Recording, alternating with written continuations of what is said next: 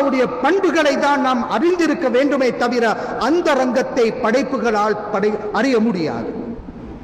அல்லாஹ்வுடைய பண்புகளை பற்றி சூரத்துல் இக்லாஸ் சுருக்கமாக எடுத்துச் சொல்கிறது. குல் ஹுவல்லாஹு அஹத், நபியே நாயகமே அவன் ஒருவன் என்பதாக எடுத்துச் சொல்லுங்கள். அவன் தனித்தவன், அவன் இணை துணையற்றவன், அவனுடைய செயற்பாடுகளில் அவன் தனித்தவன், அவனுடைய செயற்பாடுகளை போன்று செய்யக்கூடியவர்கள் யாரும் இல்லை. அவன் பண்புகளில் தனித்தவன், அவனுடைய பண்புகளை போன்று பண்புகள் பெற்றவர்கள் யாரும் இல்லை. அவனுடைய தாத்தில் அவன் தனித்தவன், அவனை போன்று எவரும் இல்லை என்ற அந்த அஹத், அந்த ஏகத்துவத்தை எடுத்துச் சொல்லுங்கள். அல்லாஹு ஸமத், படைப்புகள் யாவும் அல்லாஹ்வின் பால் தேவை கண்டு கொண்டிருக்கிறது. படைத்தவனுக்கு படைப்பினங்கள் பால் தேவையில்லை என்பதையும் எடுத்துச் சொல்லுங்கள். இன்னல்லாஹ லகனியுன் அனில் ஆலமீன், படைப்புகளை விட்டும் அவனுக்கு தேவையற்றவன். அல்லாஹ்வுக்கு வானத்தின் பக்கம் தேவையில்லை, அல்லாஹ்வுக்கு பூமியின் பக்கம் தேவையில்லை, மனிதனின் பக்கம் தேவையில்லை, மலக்குமார்களின் பக்கம் தேவையில்லை. எந்த படைப்பினங்கள் பாலும் படைத்தவன் தேவை காண மாட்டான். அவன் தேவையற்றவன். படைப்புகள் தான் படைப்பினங்கள் பால் தேவை கண்டு கொண்டிருக்கிறது. அர்ஷை படைத்தவன், குர்சியை படைத்தவன், படைத்ததற்கு பிறகு அர்ஷின் பக்கம் தேவை காணவில்லை, குர்சியை பக்கம் தேவை காணவில்லை. கண்மணி நாயகம் ஸல்லல்லாஹு அலைஹி வஸல்லம் அவர்களிடம் அஷ்அரியிங்கள் வந்து கேட்கிறார்கள், ஹபீபே யா ரசூலல்லாஹ், படைப்புகளின் ஆரம்பம் எவ்வாறு இருந்தது, முதல் அல்லாஹ் எதனை படைத்தான் என்று கேட்க கண்மணி நாயகம் ஸல்லல்லாஹு அலைஹி வஸல்லம் அவர்கள் கூறிய பதில், கானல்லாஹு வலம் யகுன் ஷைஉன் கைரு, கானல்லாஹு வலம் யகுன் ஷைஉன் கைரு, அல்லாஹ் இருந்தான், அவனை தவிர வேறு எதுவும் இருக்கவில்லை. அவன் ஆதியில் இருந்து இருக்கிறான், அவனுக்கு ஆரம்பம் இல்லை, அவனுக்கு முடிவு இல்லை. அல்லாஹ்வை தவிர உள்ள அனைத்தும் படைப்புகளுக்கு ஆரம்பம் இருக்கிறது. படைப்புகளை படைப்பதற்கு முன் அவன் எவ்வாறு இருந்தானோ அவ்வாறே இருக்கிறான் என்ற யதார்த்தத்தை புகாரியுடைய ஹதீஸ் தெளிவுபடுத்துகிறது. அவ்வாறாக இருந்தால் அர்ஷை படைத்தவன், அர்ஷை படைத்ததற்கு பிறகு அர்ஷின் பக்கம் தேவை காணவில்லை. அல்லாஹ் அமருவதற்கு அர்ஷ் என்பது அல்லாஹ்வின் சிம்மாசனம் கிடையாது. பிரமாண்டமான ஒரு படைப்பாக அல்லாஹ் தஆலா அர்ஷை படைத்திருக்கிறானே தவிர அது அமர்ந்திருக்கிறான் என்பதை அல் குர்ஆன் கூறவில்லை. அல்லாஹ் எங்கே இருக்கிறான் என்ற வார்த்தைக்கு அல் குர்ஆனின் பதில் ஸலஃபு ஸாலிஹீன்கள், சஹாபாக்கள் எவ்வாறு தெளிவுபடுத்தினார்கள். அல்லாஹ் குர்ஆனிலே பல வசனங்களை அல்லாஹ் அவனுடைய ஆற்றலை வெளிப்படுத்துவதற்கு கூறிக்கொண்டிருக்கிறான். அலி இப்னு அபீ தாலிப் ரலியல்லாஹு அன்ஹு அவர்களிடம் கேட்கப்படுகிறது, அல்லாஹ் எங்கே இருக்கிறான், அல்லாஹ் எங்கே இருக்கிறான்? இந்த கேள்வி உங்களுடைய குழந்தைகள் உங்களிடத்திலும் கேட்கலாம், உங்களிடத்திலும் கேட்கலாம். அலி ரலியல்லாஹு அன்ஹு அவர்கள் பதில் கூறுகிறார்கள், ஹுவல் ஆன் கமா கான் கப்ல ஹல்கி ஸமானி வல் மகான்.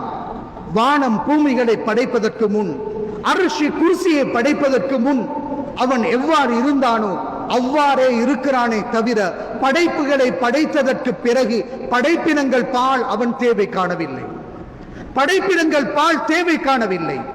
குர்ஆனுடைய வசனத்தை, வெளிக்கருத்துக்களை, ஓரிரு ஆயத்துகளை மாத்திரம் வைத்துக் கொண்டு அல்லாஹ்வுக்கு யாராவது திசை கற்பிப்பார்களே ஆனால், அல்லாஹ்வுக்கு இடம் இருக்கிறது என்று கூறுவார்களே ஆனால் அவர்கள் வழிகட்ட சிந்தனையில் சென்று கொண்டிருக்கிறார்கள்.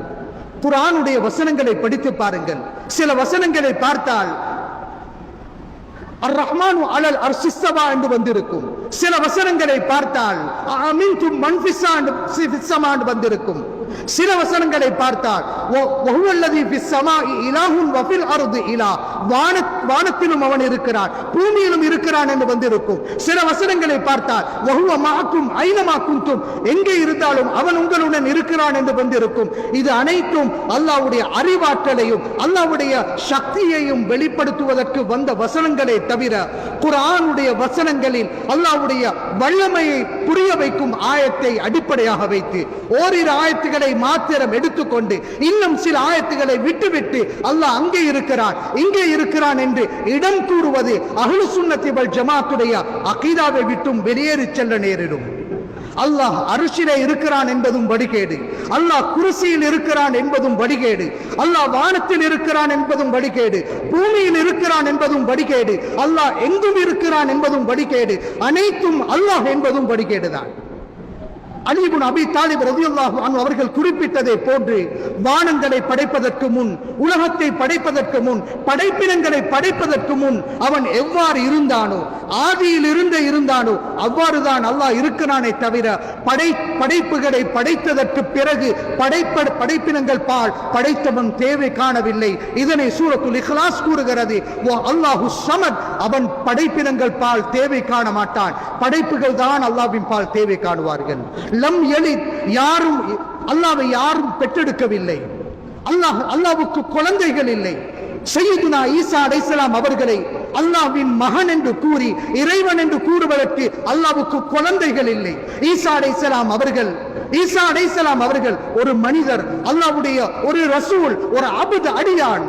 இவர்கள் ஒரு இறைவனாக ஒரு பொழுதும் இருக்க முடியாது. அவர் ரசூல் என்பதால் குர்ஆன் சொல்கிறது, வலம் யூலத், யாராலும் பெற்றெடுக்கப்படவும் இல்லை.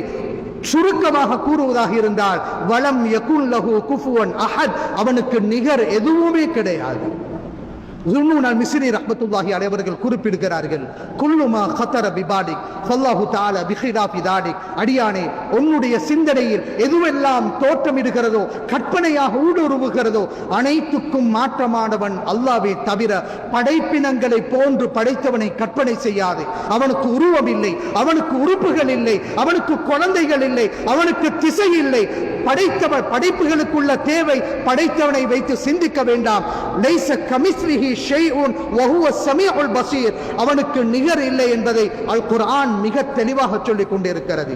எனவே மனிதர்களுடைய முதல் கடமை, நோம்புக்கு முன்னால், தொழுகைக்கு முன்னால், ஹஜ்ஜுக்கு முன்னால் படைத்தவனை பற்றிய சரியான அறிவுடன் அவன் அல்லாஹ்வை வணங்கும் பொழுதுதான் அவனுடைய வணக்க வழிபாடுகள் அங்கீகரிக்கப்படும். எனவே புனித ரமதானுடைய கடமையை முடித்துக் கொண்டதற்கு பிறகு எங்களுடைய அகீதா சார்ந்த விடயத்தில் நாம் மிகவும் உறுதியாக இருக்க வேண்டும். அல்லாஹு தஆலா நம் அனைவர்களுக்கும் ஹக்கான அகீதாவில் பயணித்து அஹ்லு சுன்னத்தி வல் ஜமாஅத்தினர்கள், சஹாபாக்கள், ஸலஃபு ஸாலிஹீன்கள் எந்த அகீதாவை அவர்களுடைய ஈமானாக கொண்டிருந்தார்களோ அந்த அகீதாவிலே பயணிப்பதற்கு நம் அனைவர்களுக்கும் தௌஃபீக் செய்வானாக. وآخر دعوانا الحمد لله رب العالمين.